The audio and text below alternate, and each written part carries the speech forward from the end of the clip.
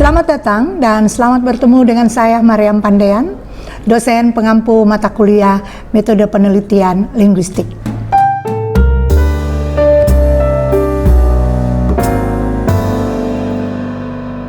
Baik, pertemuan hari ini saya akan menyampaikan materi tentang proses atau kurun penelitian bahasa.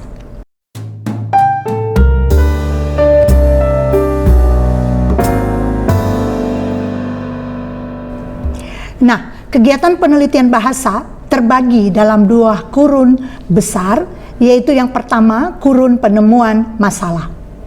Tahap-tahap dalam kurun penemuan masalah ini tergantung pada seberapa besar perhatian kita dan luas sempitnya pandangan kita tentang pengetahuan dan wawasan peneliti terhadap bidang yang diteliti. Nah, maksudnya seseorang atau seorang peneliti harus bergaul dekat dengan yang namanya masalah yang menjadi dasar dalam suatu penelitian.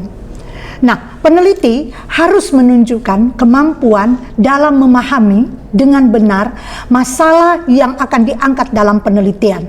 Tentunya kita harus tahu bersama bahwa pengetahuan peneliti tentang objek yang akan dikaji itu sangat berpengaruh terhadap keberhasilan suatu penelitian. Nah, yang kedua, kurun pemecahan masalah. Nah, pada kurun pemecahan masalah ini terbagi ada 3 bagian yang saling berkaitan satu dengan yang lain, yaitu yang pertama, penyediaan data, yang kedua, analisis data, dan yang ketiga, penyajian hasil analisis data. Nah, berikut ini saya akan menjelaskan kurun kegiatan penelitian bahasa. Nah, kurun kegiatan penelitian bahasa ini terbagi ke dalam 2 kurun proses besar, yaitu yang pertama, kurun pencarian atau penemuan masalah. Nah, itu terkait tentunya dengan ihwal kekaburan fenomen lingual bagi peneliti.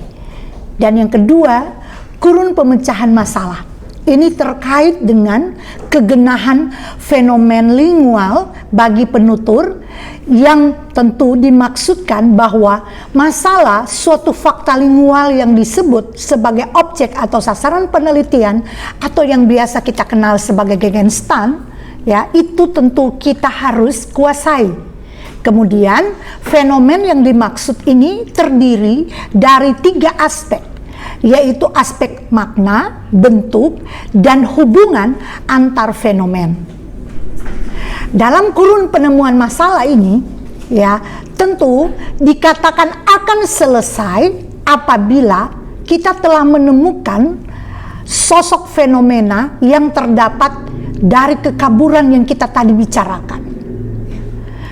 Tentu pada saat peneliti tidak tahu atau dia tidak bisa membedakan lagi perbedaan atau kesamaan atau hubungan antara fenomen yang ada dan peneliti telah yakin bahwa fenomen tersebut tetap genah, ya, tetap genah. Berarti kegenahan di sini tentu tertentu atau memang sudah pasti bagi si penutur dan tertentu juga pula tempatnya di antara hal-hal yang relevan, ya. Nah, ini kalian dapat melihat kembali pada buku kita, acuan utama kita itu pada buku Sudaryanto tahun 2015, yaitu metode penelitian dan aneka teknik dalam penelitian bahasa. Baik, nah tentu pada kurun pemecahan masalah dalam kurun kedua ini sang peneliti harus berusaha memahami, tentu dia harus memahami untuk dirinya sendiri dulu, dan dia tentu akan menjelaskan kepada orang lain ihwal apa yang kabur baik bagi dirinya sendiri sebagai peneliti bahasa maupun tentu bagi peneliti yang lain. Ini penting supaya kita tuh paham betul apa yang menjadi masalah dalam penelitian kita. Ya, dan yang berikutnya, kurun penemuan masalah ini ada tahap-tahap atau upaya-upaya dalam kita menemukan masalah kebahasaan yang akan menjadi objek sasaran penelitian kita. Nah, berdasarkan tahap-tahap yang akan dilalui Ini semua bergantung pada besar kecil perhatian atau atensi kita, atau luas sempitnya pengetahuan atau pandangan kita sebagai seorang peneliti. Nah, semua ini berpulang kepada diri dari seorang peneliti. Baik, saat ini kita akan berbicara tentang tahap yang pertama, yaitu bagaimana tahap perangsangan masalah.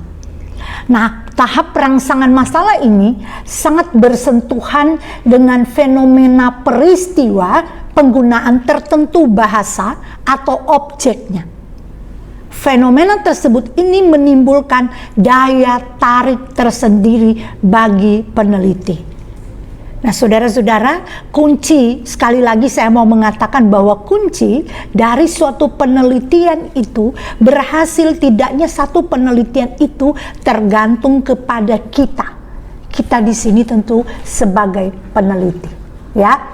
Nah, kita masuk pada tahap yang kedua, tahap merangsang. Kalau tadi terangsang, ya, kita terangsang. Sekarang kita merangsang. Bagaimana kita merespon akan masalah, yaitu tentu seorang peneliti harus sengaja memperhatikan, mencermati fenomena yang diperkirakan bersifat problematis, sehingga dari sikap reseptif menjadi aktif.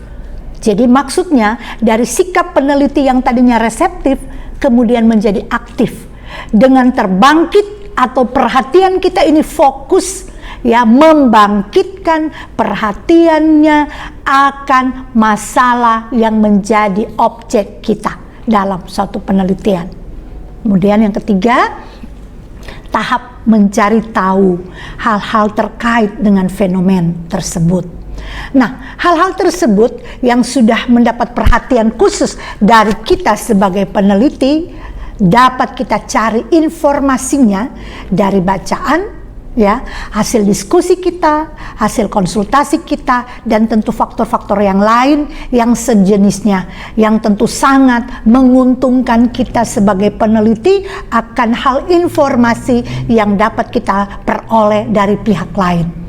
Nah, dalam tahap ketiga ini, panjang pendeknya ini tergantung pada faktor internal. Maksudnya faktor internal dari diri kita sebagai peneliti. Faktor kejiwaan dan kesehatan kita juga ini sangat berpengaruh.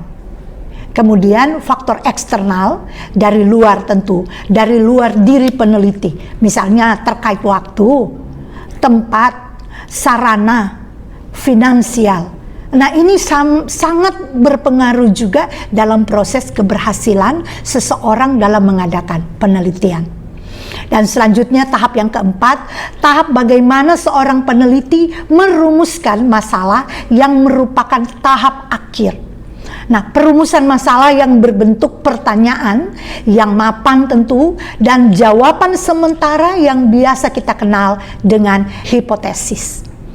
Nah, 4 hal ini, saudara, kita harus perhatikan baik-baik, dan ada salah satu yang tentu sangat berpengaruh kembali kepada seorang peneliti, masalah kejiwaan dari seorang peneliti. Ya, kita memang benar-benar harus tanggap, harus memahami, dan kejiwaan kita ini sangat berpengaruh dalam proses jalannya suatu penelitian. Demikian materi yang dapat saya sampaikan pada pertemuan kali ini. Tentu dengan harapan kita dapat berjumpa kembali pada pertemuan selanjutnya. Terima kasih, sampai jumpa pada pertemuan selanjutnya.